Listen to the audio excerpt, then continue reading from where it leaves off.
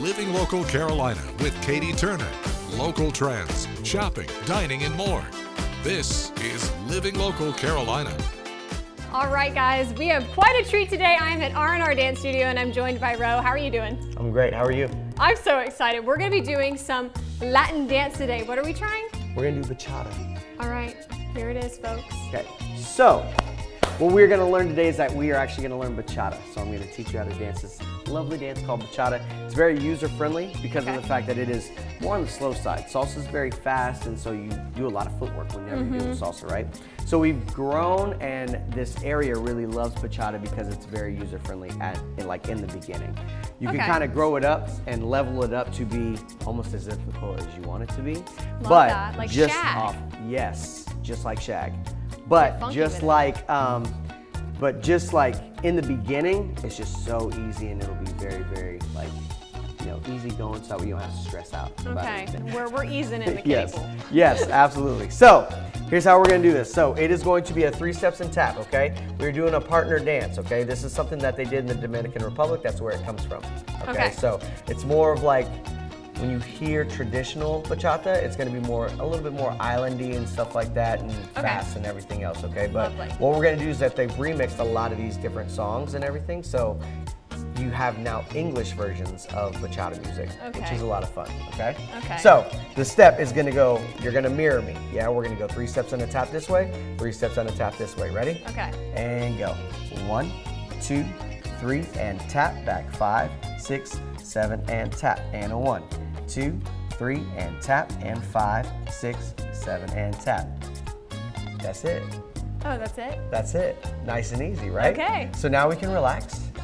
There we go. We go 1, 2, 3, and tap, and 5, 6, 7, and tap, and 1, 2, 3, and tap, and 5, 6, 7, and tap. Now, as long as you remember your footwork, I can pretty much put you wherever I need to put you, okay? So one of your jobs as a follow is to just remember and make sure that you have your footwork down, okay? Now this is going to be a job and skill and goal for everybody, is to really hone in on their footwork. That's the foundation, that's the core, and that's really what you want to remember, because turning and moving and everything else becomes a lot easier once you know your steps, okay? Because now I know what foot you're supposed to be on due to that tap. So the tap, whenever we tap, is very important because that's our available foot to go with next, right? Okay, gotcha. So when we go forward and back, we're gonna go forward and back. So that means that you're gonna start back on your right foot. Okay. It's still the same thing, but you're not gonna come together. You're literally gonna walk back and tap, and then walk forward and tap. Is it always like 3? Yes. 2, 3, and tap. Okay, but I'm assuming it matters which foot you step back and forward with. So it doesn't, as long as you're tapped and we're both on the correct foot to go forward or back, that's all that matters. All right, word. Sound good? All right. Let's do it. Ready? 5, 6, 7. Are we going we go. back? And a 1, Okay, no, we're 2, going to the side. 3, and tap. 5, 6, 7, and go. 1, 2, 3, and tap. 5, 6, 7, and tap. 1, 2, 3, and tap. 5, 6, 7, and tap. 1, 2, so you 3, can kind and of tap. lead. Yes, Okay, yes, that yes. makes sense. So. Turning for Latin is going to be very different than turning yourself as a ballerina. Okay. When we turn in Latin, we make sure that when you lock this in, everything stays in this little 90-degree form, right? It only goes here, okay? It doesn't push up, okay? Does that make sense? So I will kind of lead through this. I want natural weight of your hand, and you're gonna hook in, so that way now I have control, okay? So now when I turn you, I can actually turn you, yeah. Okay. So you're still allowing me to lead the turn. Now, when we do this, there's going to be a prep before the turn. Okay, yeah, how do you get into So that? when I prep, I'll prep, we'll tap, nothing happens until you feel the go. Go, turn, and tap. Okay. Yeah, girl, nice job. And a 1, 2, 3, tap, go 5, 6, 7, yes.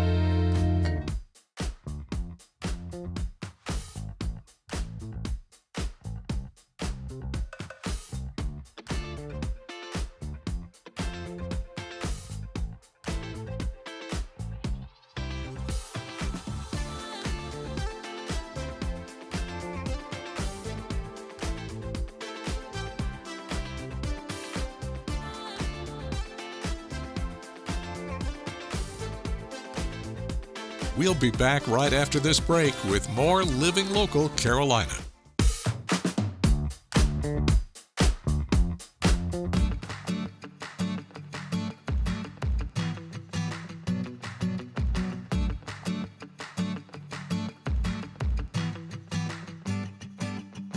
Well, today we are getting messy. I am at Studio 4319. I'm with Michelle. How are you? Good, thanks. How are you?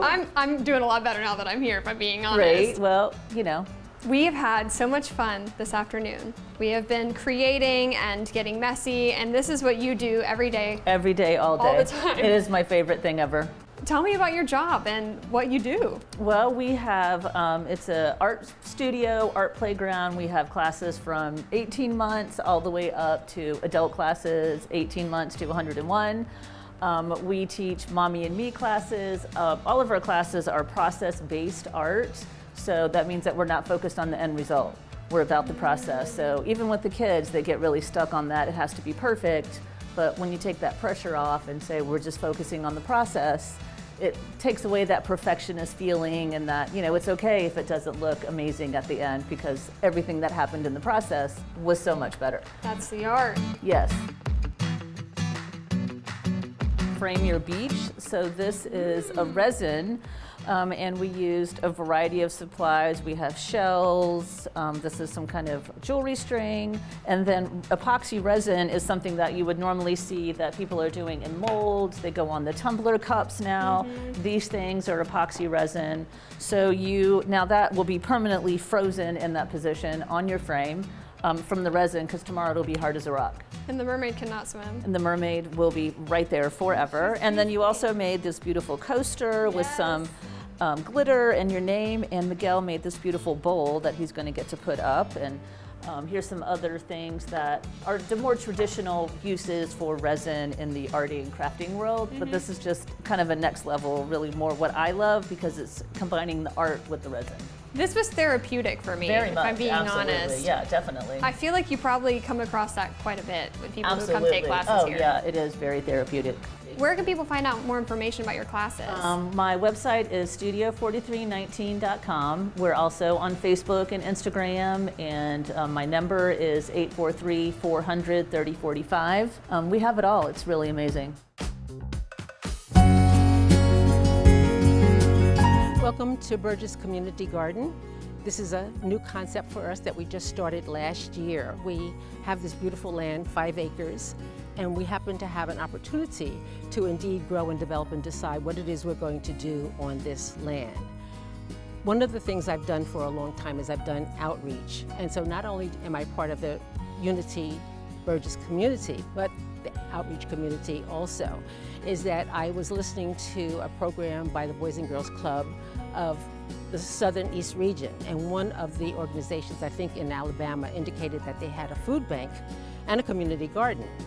So back in 2018, we had inherited this, and then last year I thought, oh, this will be wonderful because we'll be able to bring in the Burgess community, the surrounding community that was historically Black and now is very diverse, but also all the groups of people that we work with. We work with Help for Kids, and we've long worked and supported them, as well as the Boys and Girls Club of Myrtle Beach and Helping Hand and Family Justice. What a good opportunity to indeed start to use the land to indeed provide produce and vegetables to help all the community in terms of that, because as everyone knows, or many of us know, is that hunger is still a reality. What is it we could do to invest in the community? Bringing what it is we produce and having the community help us produce some of that, the local community help us in terms of feeding those that are in need. And that's individuals, that's communities, that's organizations. So as a result of that, Ken, who is my major master only gardener at this point in time, knew what to do in terms of building the garden. So these 2 gardens were produced as demonstration gardens, and they're primarily herbs and spices and some vegetables. And so we've grown from there. I had written a grant, Home Depot indeed responded to it, so we got a $3,200 grant indeed to build vegetable beds, and that's what we did. They came out and they built 12 beds for us so that we could indeed grow the produce that is needed and necessary and wanted by the community that I have indicated earlier.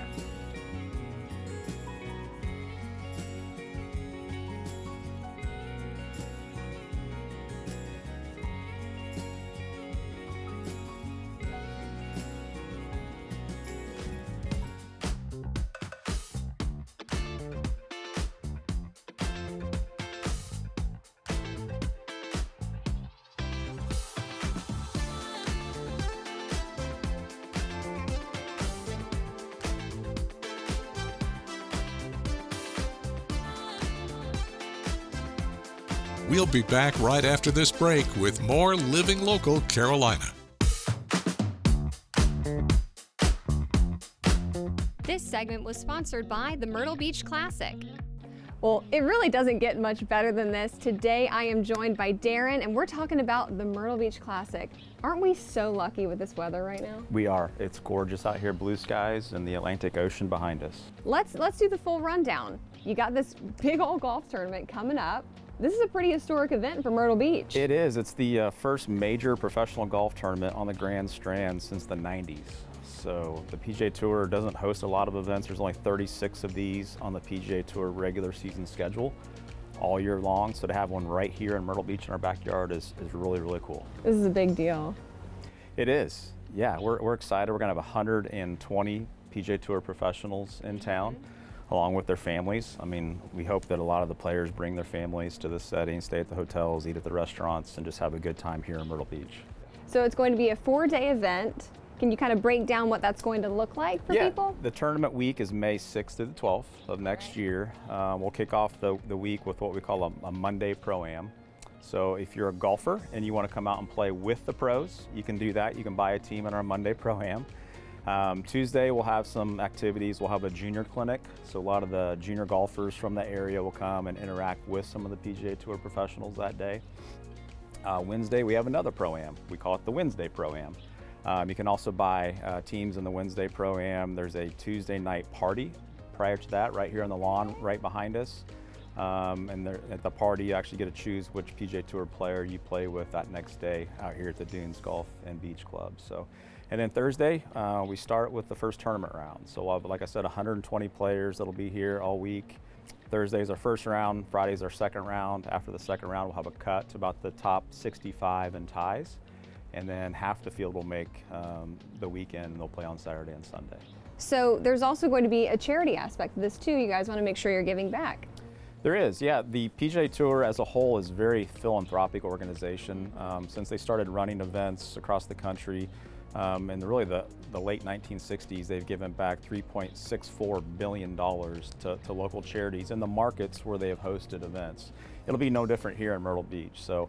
We'll have a group of charities that we will support after the tournament. We'll make those big checks and make a lot of people happy. So it's one aspect of the event that we're very proud of and again, leave an impact here in the Myrtle Beach community.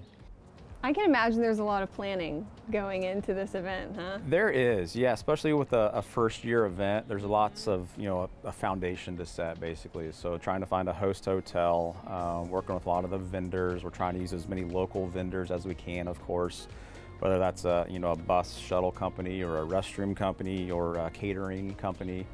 There's a long list of vendors that we're working through kind of the vetting process to make it a great first year. You want this to be a great experience for everyone involved. We do, including the volunteers. So we've had a huge response from the volunteers this year. We set up an initial website where you can inquire about volunteering, and we had a hunch that the response would be good. We had over 3,600 people respond that want to be a part of the first annual Myrtle Beach Classic.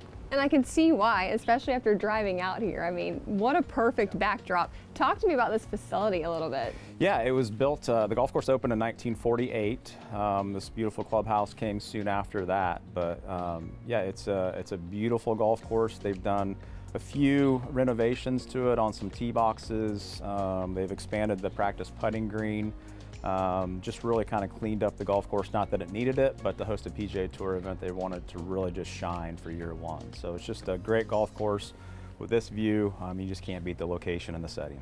I love it. It's all very exciting. So where can people learn more about tickets so they can go ahead and get those as soon as possible? Yeah, tickets are currently on sale. You can go to myrtlebeachclassic.com. Right at the top of the page, click on tickets. If you're interested in the hospitality options, you can click on the hospitality link as well, and then volunteering as well. There's a link for that right there at myrtlebeachclassic.com. Don't forget to like our page on Facebook and follow us on Instagram and Twitter. How to use the QR code. Just open the camera app on your smartphone, iPad, or tablet. Point your device at the QR code so the QR code appears on your screen. Your device will recognize the QR code and show you a notification. Click that notification and you'll come to our website.